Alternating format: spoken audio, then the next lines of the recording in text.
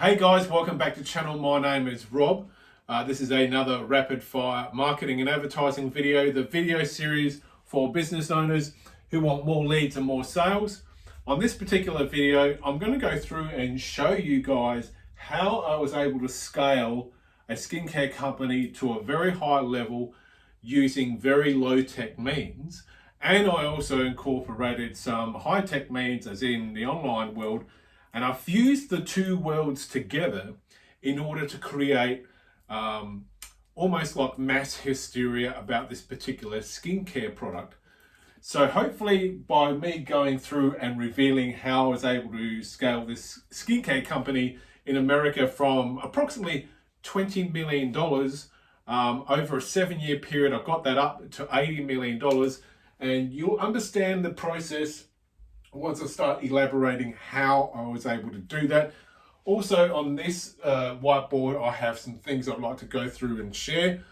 People often speak about scaling a business, but no one really goes into great detail unless you agree to give the your email address, your first name, or they want to sell you some sort of slick looking ebook or run you through a paid course. So like all my other videos here on YouTube, I'm just simply giving away all my best resources to try and be helpful to business owners.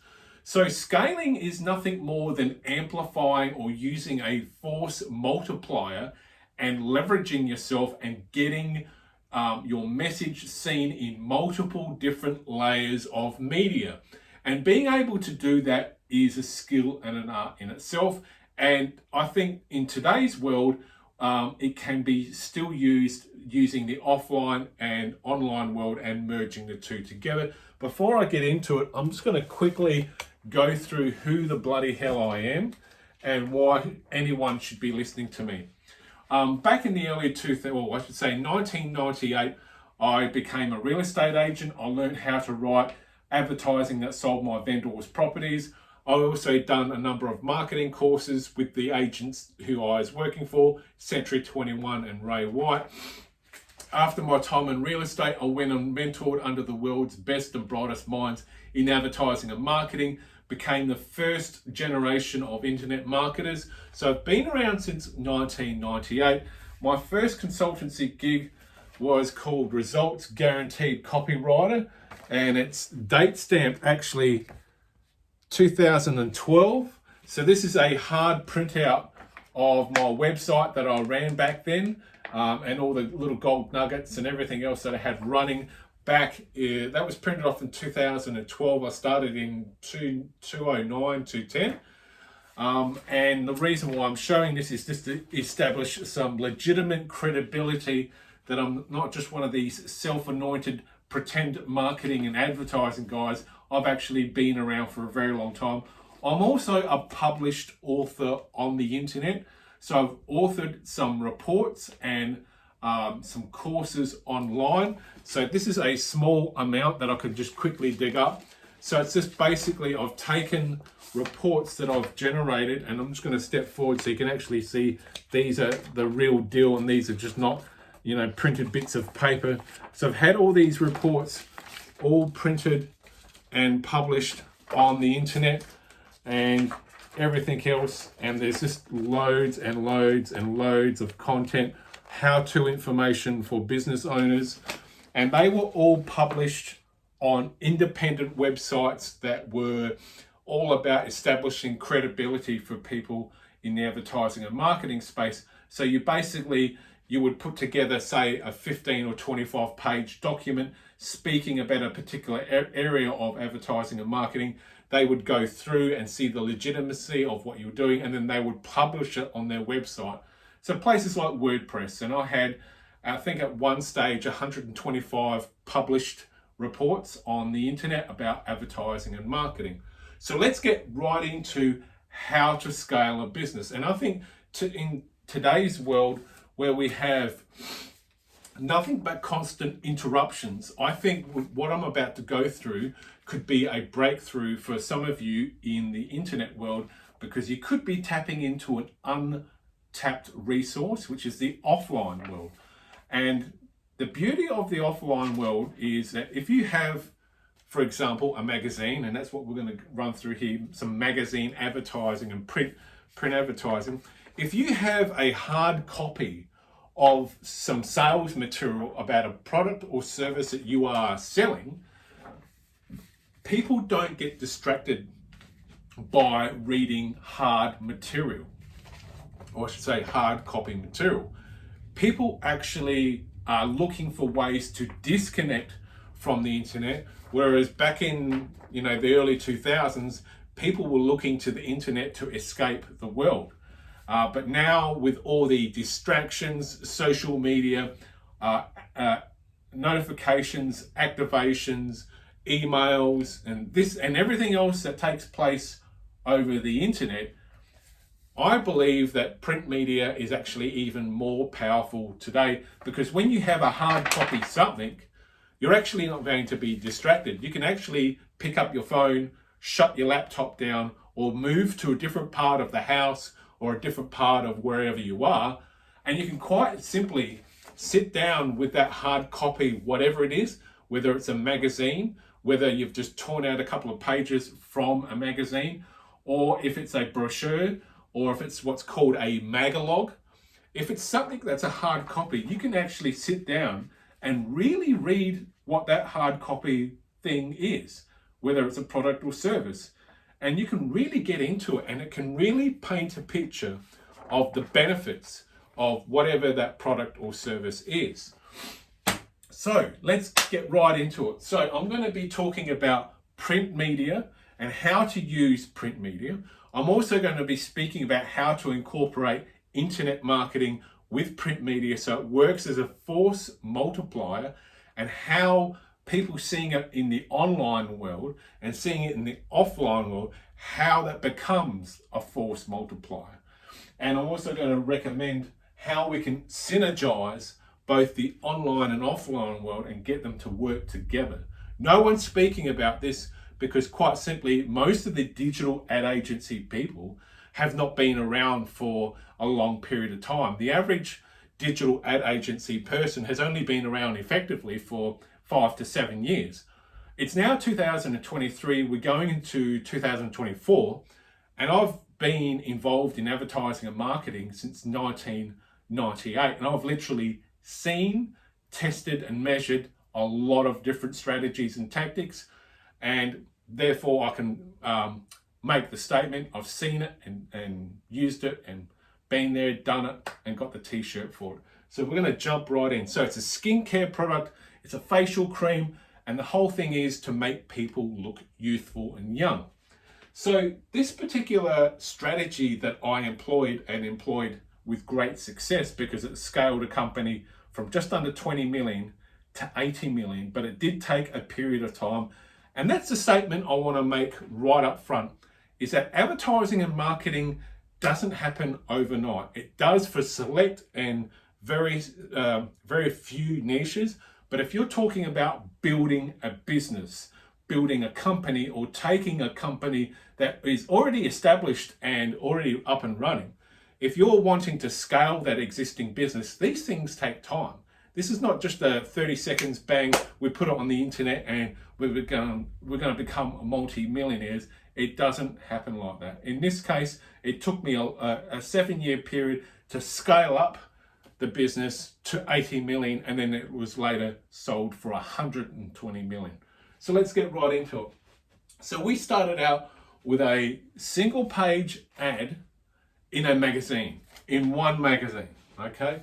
So we tested and measured that, and we primarily used that whole A4 sheet of paper.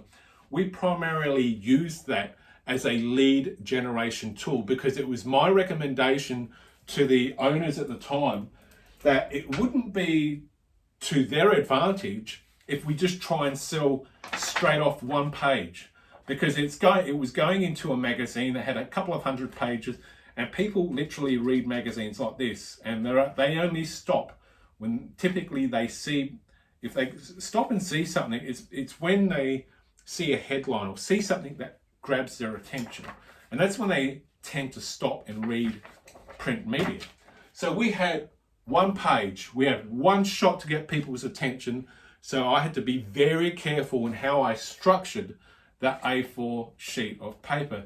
And because of my training, especially studying the older masters of advertising and marketing, I simply applied the proven tactics. And I'm going to show you something right now. So do bear with me for 1 second as I just reach back here in the...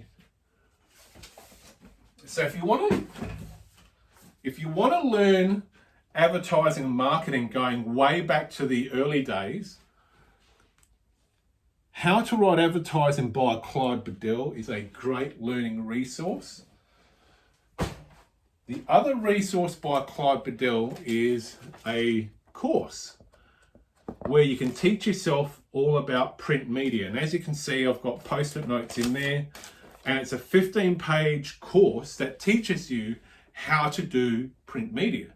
So I simply applied, and Clyde Bedell was like an advertising and marketing guy that operated between the 30s to the early 60s, 70s, and he only used print media. He didn't use TV or radio like I did, and which I'm going to explain down here.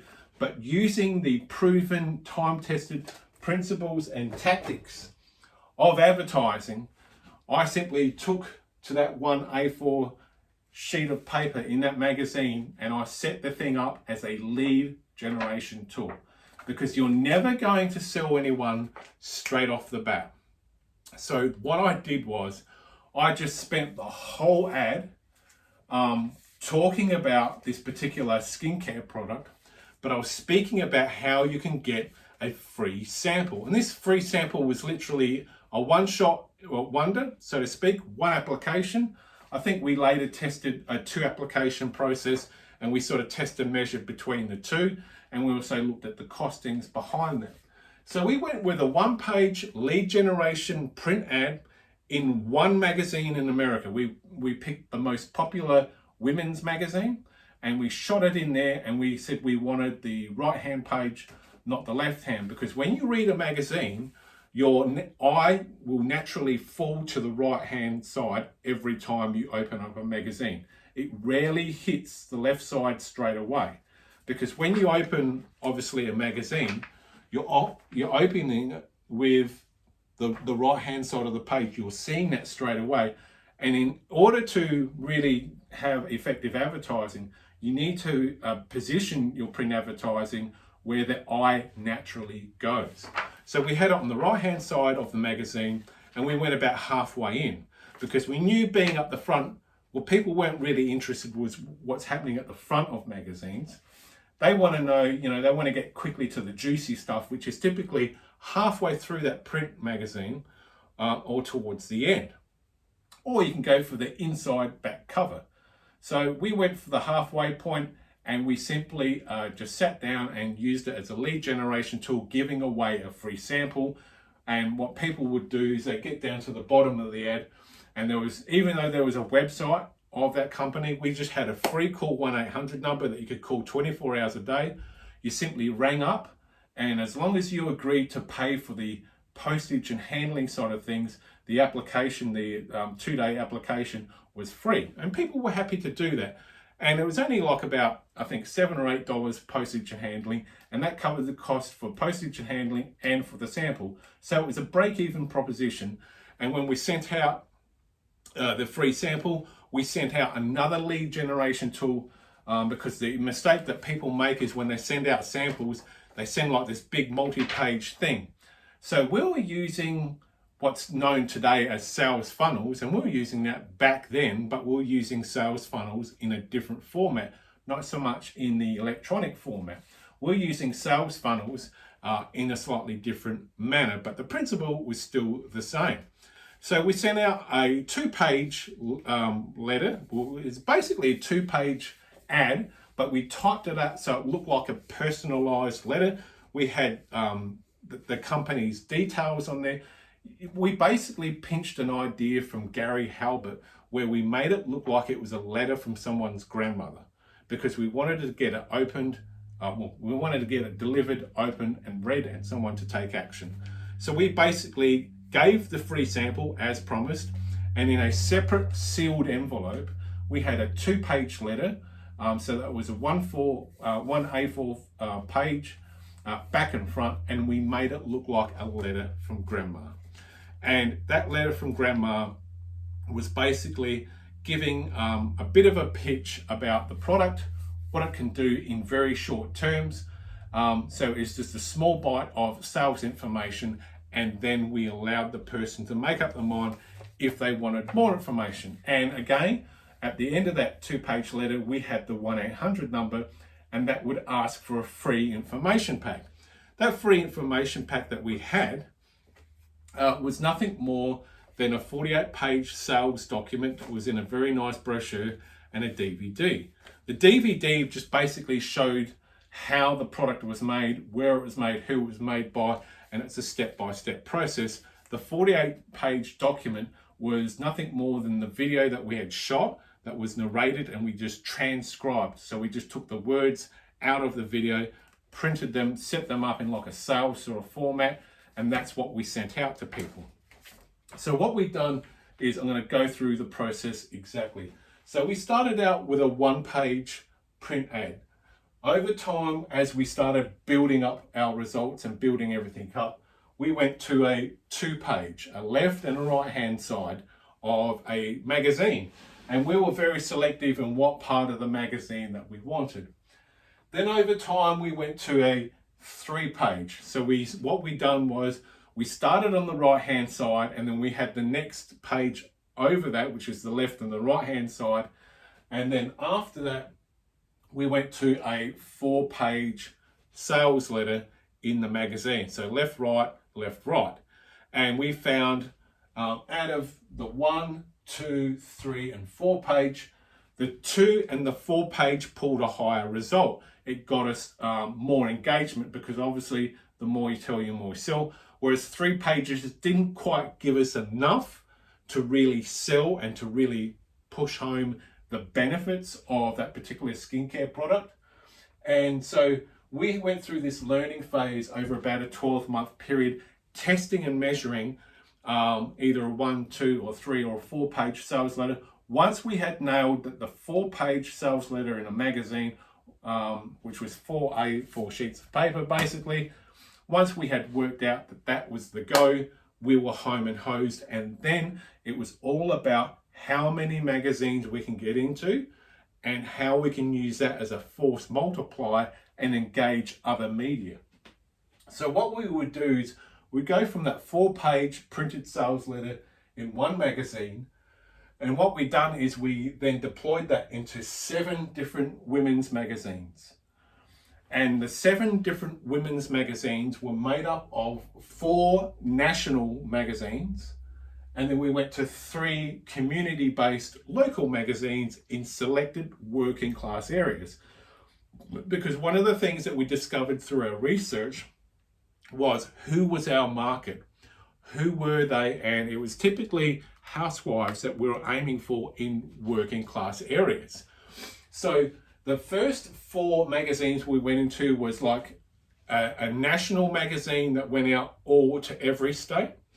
And then we were able to work out the states in America that were working class, blue collar, and we focused on certain areas within those things. And we worked out, we've done a little bit of research on finding out what magazines were popular in those working class areas.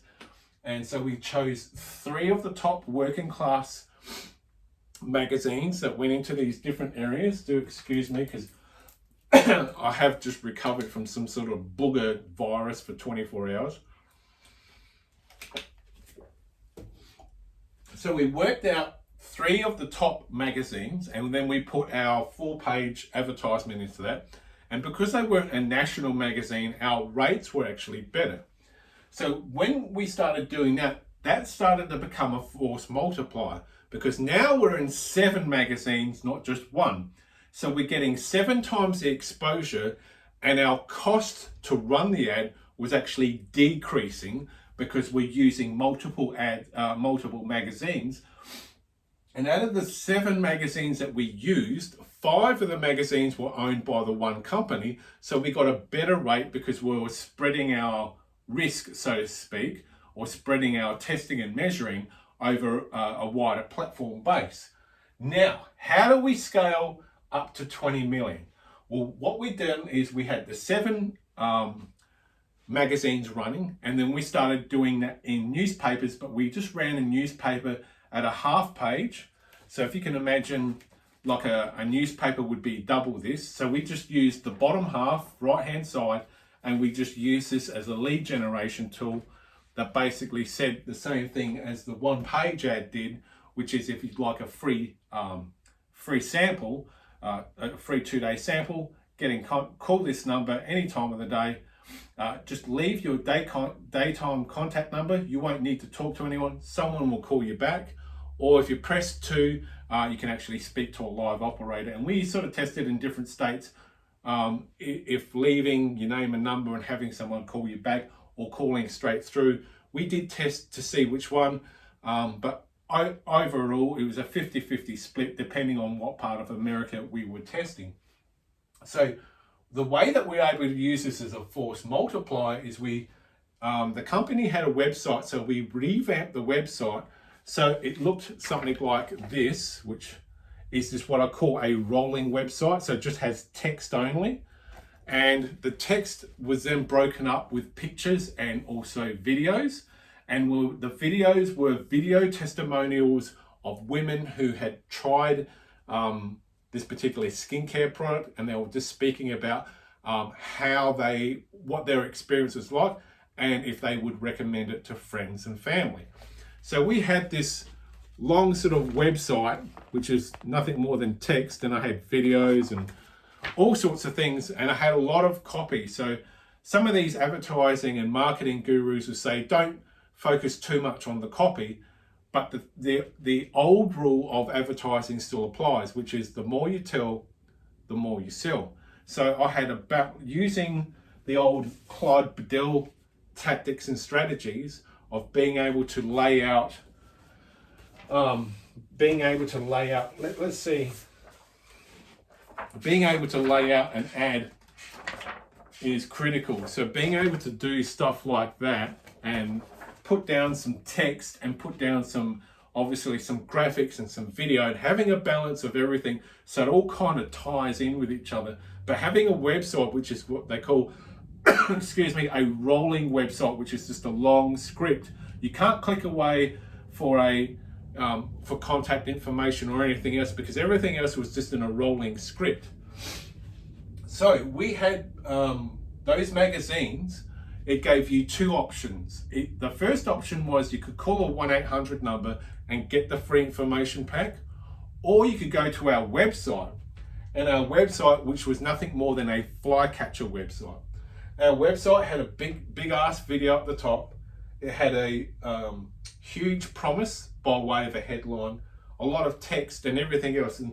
And so we were taking people from the print world, we were directing them to the online website, and they could go through, if they didn't want to talk to someone, they had the ability to then just do a straight online order, which is click here to order, after they went through the video and all of the text that we had, which I've just described.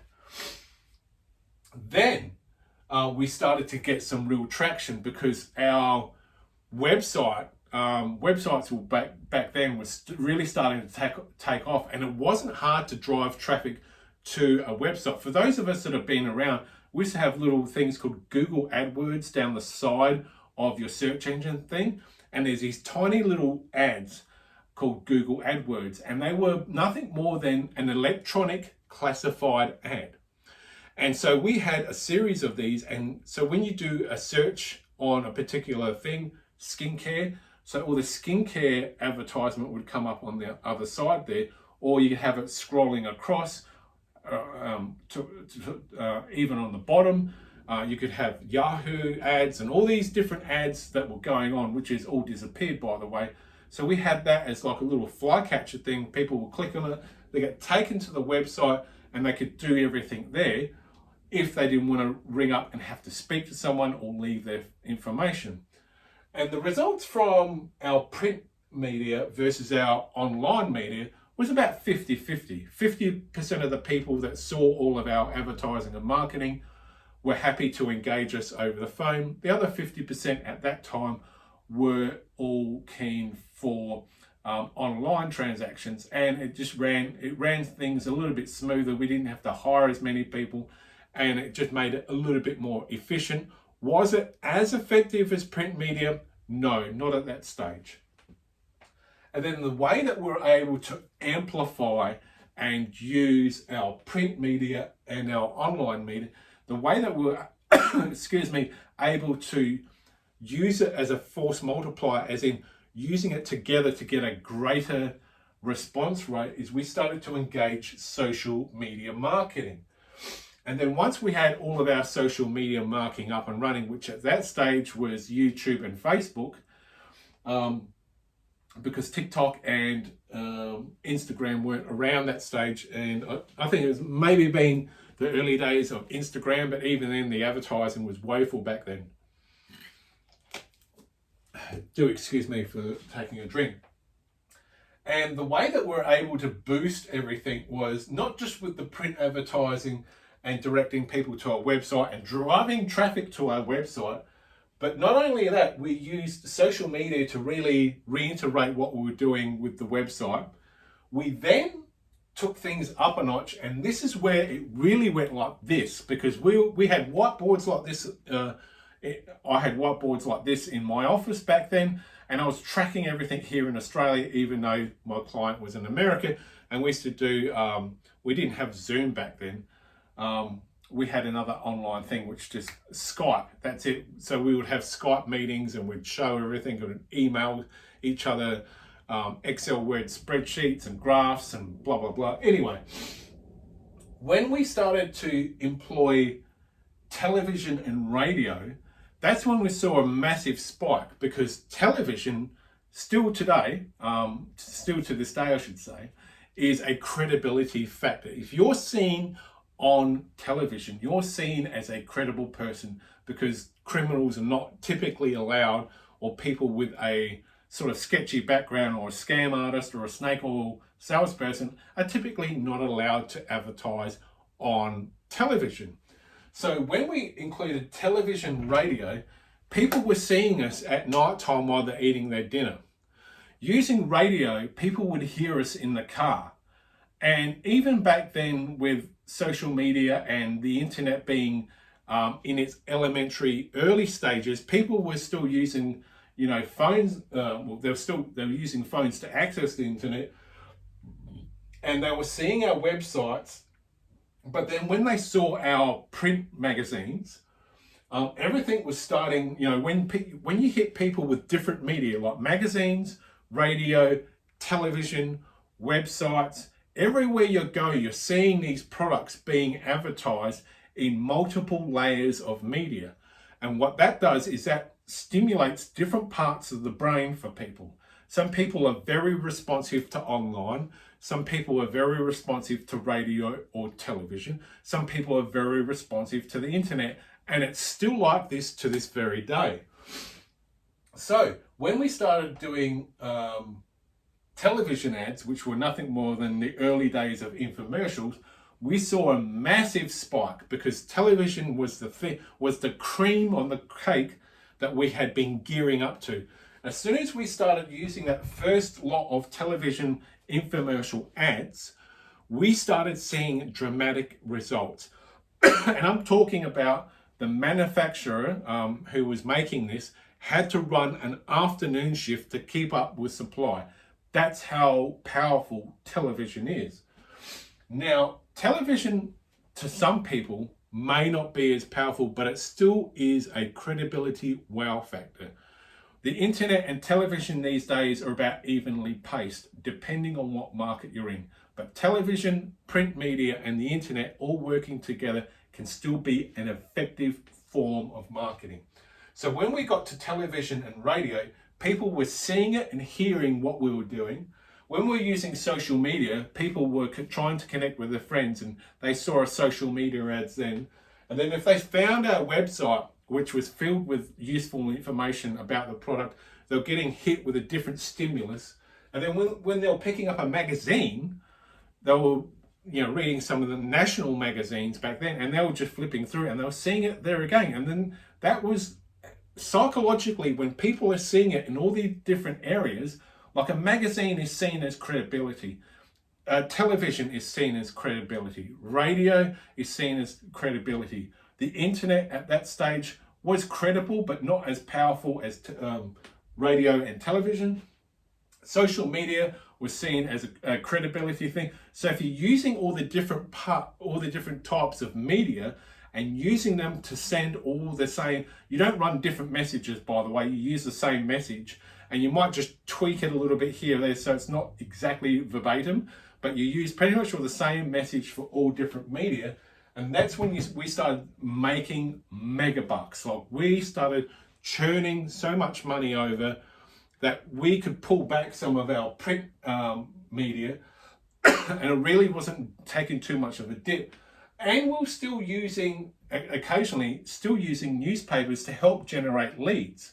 So I would recommend that people try some print media, as in magazines and newspaper, and use it as a lead generation tool to give away like a free sample, free information pack, and then couple that with obviously a website. The websites today are pretty much a 24-hour salesperson, and you can run sales funnels off that.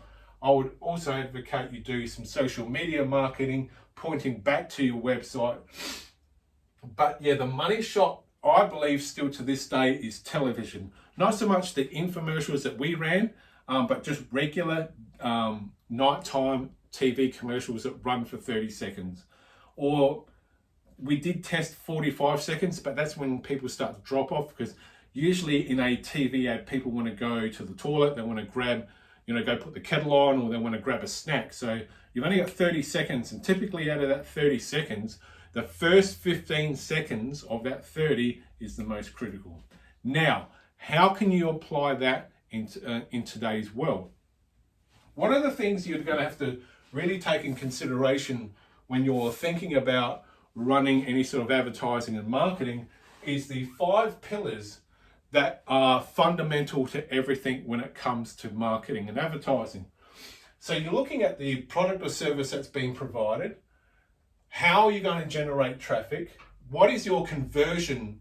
What is your conversion tactic or strategy? How do you plan to follow up? And are you building a list? Those are the 5 key fundamentals that drives every business. Everything else that all the other ad and marketing people are spruiking is not as nearly as important as product or service. Is there a dying need? Is there a starving crowd? Is there a starving market for that particular product or service? Yes or no? How do you plan to generate traffic? Are you going to go with newspaper or print advertising? Are you going to try and do some television stuff? Are you going to do some internet stuff? Are you going to run social media? The conversion, which is nothing more than what is your sales message. The follow-up, which is nothing more than following up with people with an email, a phone call, or some form of communication to say, hey, we noticed recently you engaged with some of our communications about the product or service we're selling. Is there something more we can offer you? Not enough people in business follow up. And the last thing to worry about is list building. Building up a database so you can go back and lower your cost per acquisition of paid customer. So how can we scale any business today? Well, quite simply, you would be running everything together. So social media would be pointing to your website. Print media would be going to your website. Then within social media, you've got Facebook, Instagram, TikTok, and YouTube. That'll be pointing to your website. Your print media is your magazines, magalogs, and newspapers, offering a free sample or free information. That's pointing to a website. And then you simply reinvest everything and you do more of the same until you max out the market. This is going to be the world's shortest lesson on how to scale.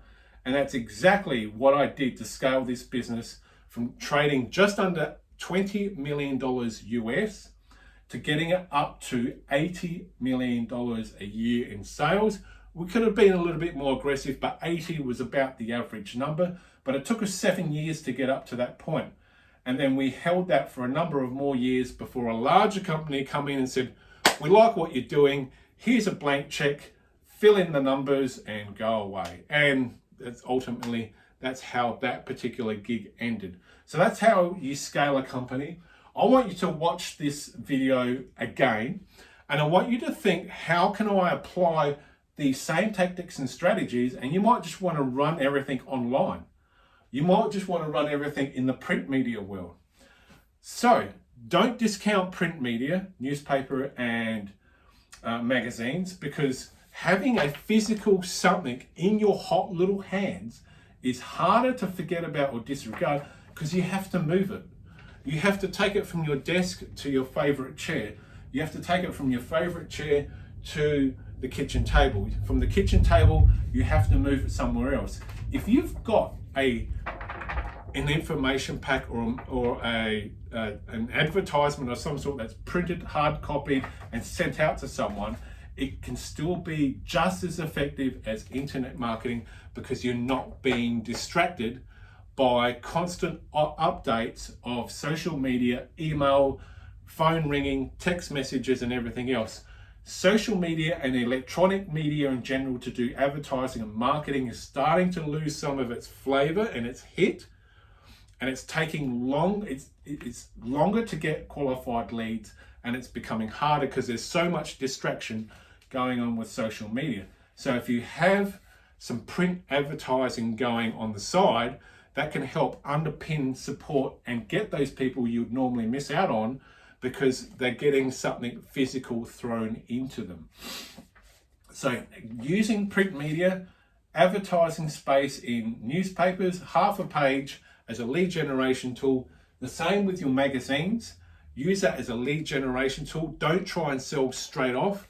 Regardless if you're running a 2 or 4 page, use it as a lead generation tool to give away a free sample or a free information pack. You should be selling free information packs and free samples as hard as you would sell something in person. All right? And then try the big magazines and have all those magazines go towards a website. Have your SEO and PPC and all that garbage run to it. Engage social media, and then use television and radio, synergize it together, and use all of those forms of media as a force multiplier. Because if people see something on YouTube, and then they see something on television, then they hear something on radio, they see something on social media, they see something on a website, they're seeing it in different media, but it's the same product or service, it starts to have a very powerful effect, and it just goes bang. This thing is all over the place. Everywhere I turn, this product or service is everywhere. I can't get away from it. This is how you scale a business for real. And when I say a business, I'm talking about a bricks and mortars business. There are people out there spruiking how to scale an online business.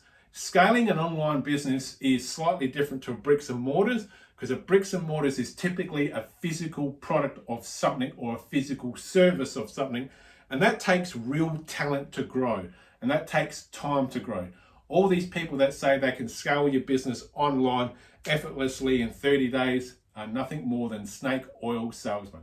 I've been around, I can say that because I've been around since 1998. I've seen everything, and I've tested and measured everything, and this will still work today as much as it did work in the early 2000s, and it will work in 100 years from now, because it follows the proven methods and tactics of advertising and marketing. My name is Rob. I hope you've got some benefit, some value out of this almost 40-minute video. Something like this, I would normally charge mega money to sit down with a business owner and run through. I've just given you literally $1 million blueprint for a product or service to be sold. My name is Rob. I am out.